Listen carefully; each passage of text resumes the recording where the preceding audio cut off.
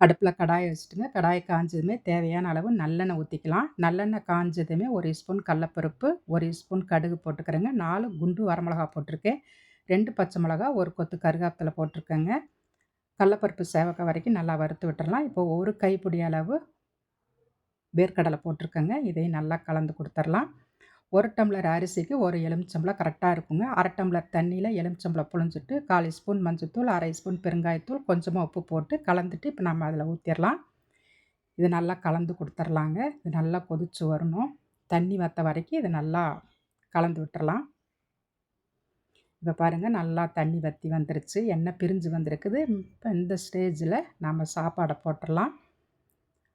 இந்த மாதிரி நம்ம எலுமிச்சம்பழம் சாதம் செய்ய போகும்போது சாதம் வந்து ரொம்ப சாஃப்டாக இருக்கும். 2 நாளைக்கு வச்சு சாப்பிட்டாலும் ரொம்ப சூப்பராக இருக்கும். ட்ரை ஆகாமல் இருக்கும்.